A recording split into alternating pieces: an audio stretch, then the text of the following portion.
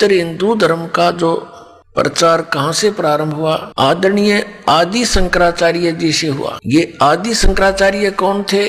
उन्हीं की जीवनी में लिखा है कि ये भगवान शंकर ही स्वयं अवतार धारक आए थे और माता के गर्भ से जन्म लिया। 8 वर्ष की आयु में ये दीक्षित हो गए थे, संस्कृत बचपन से ही पढ़ने लग गए थे और 32 वर्ष की उम्र में इनकी मृत्यु हो गई थी रोग के कारण। साथियों, ये हमने आदि शंकराचार्य जी का जीवन परिचय गूगल पर सर्च किया है और जैसा कि संत रामपाल जी बता रहे हैं कि आदि शंकराचार्य जी की मृत्यु 32 साल की उम्र में रोग के कारण हुई थी। तो साथियों, इनका जन्म 788 ईस्वी में हुआ था और उनकी मृत्यु 820 ईस्वी में हुई थी। तो इस प्रकार से यह सिद्ध होता है कि आदि शंकराचार्य जी का जन्म 788 ईस्वी पूर्व में होकर उनकी मृत्यु रोग के कारण 820 ईस्वी में हुई और 788 से 820 तक 32 वर्ष होते हैं।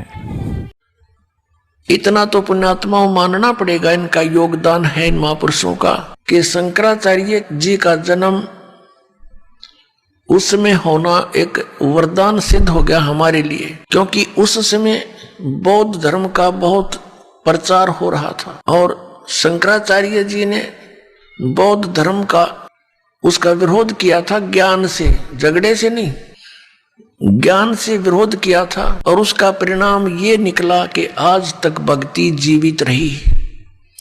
यदि बौद्ध धर्म फैल जाता भारतवर्ष में तो पूरा भारतवर्ष नास्तिक हो जाता।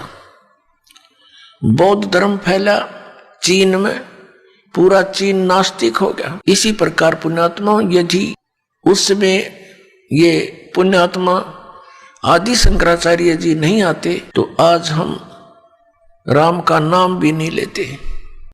जैसा कि साथियों संत रामपाल जी बता रहे हैं कि आदि शंकराचार्य जी का जन्म हमारे लिए वरदान सिद्ध हुआ, क्योंकि उस समय पर बौद्ध धर्म का प्रचार प्रसार बहुत हो रहा था।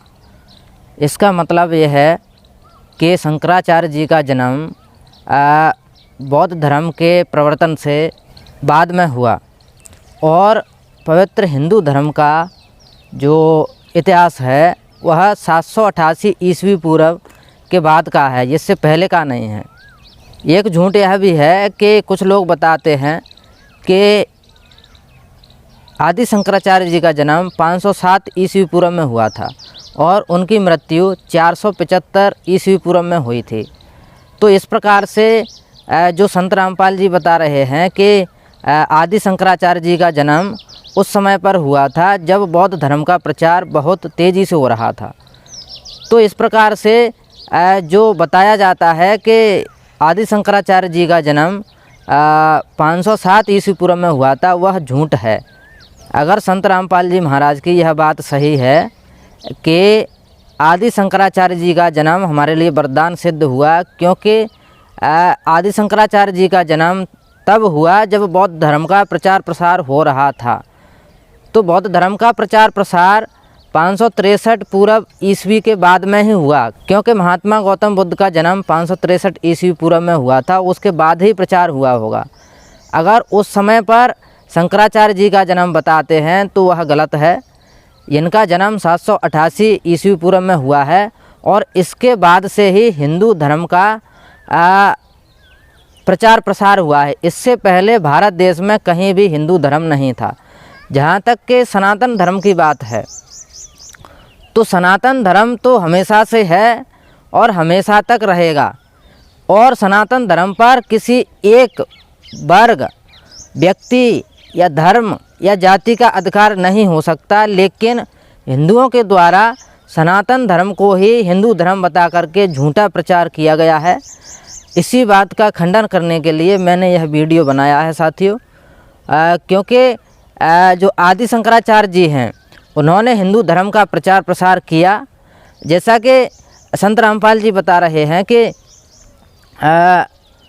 हमारे लिए वरदान इसलिए सिद्ध हुआ शंकराचार्य जी का जन्म, क्योंकि उनके कारण भक्ति जीवित बनी रही और हम राम नाम ले पाए, अन्यथा हम राम नाम नहीं ले पाते। तो साथियों, आपको बता दूं कि संत रामपाल जी नशा से मुक्त होने के लिए कहते हैं, हिंसा से व्रत रहने के लिए कहते हैं, व्यभिचार ना करने का संकल्प दिलाते हैं अपने शिष्यों को। और जहाँ तक शंकर जी के शिष्यों की बात है, वह शंकर जी की जब शिवरात्रि आती है तो वह धतूरा, भांग आदि आदि का, गांजे का सेवन करते हैं। तो इस प्रकार से कहीं भी मेल नहीं खाती। और एक वीडियो क्लिप में संत रामपाल जी ने यह भी बताया है कि जो महात्मा गौतम बुद्ध के द्वारा मर्यादा बताई थी, जैसे हिंसा नहीं करना है, चोरी नहीं करना है, व्यभिचार नहीं करना है, नशा नहीं करना है, तो आप अंदाज़ा लगाइए कि संत रामपाल जी महाराज क्या संदेश देना चाहते हैं। हमने तो अपनी बात को कह दिया है, लेकिन आपको बारीकी से और समझदारी से समझना है कि संत रामपाल जी महाराज क्या संदेश देना चाहते हैं। शब्दों से हटके भाव पर जाइए। शब्दों में वह चीज़ प्रकट नहीं होती जो संत प्रकट करना चाहते हैं, लोगों को बताना चाहते हैं, शिक्षा देना चाहते हैं। इसी के साथ साथियों, मैं आपसे अपील करता हूं कि आप हमारे चैनल पर नए हैं तो हमारे चैनल को सब्सक्राइब करें, लाइक करें, कमेंट करें और सभी दोस्तों में शेयर करें। साथियों, चैनल को सब्सक्राइब करने के बाद में ऑल नोटिफिकेशन दबाना ना भूलें, ताकि आपको हमारे सभी वीडियोज़ की नोटिफिकेशन मिल सके। धन्यवाद साथियों।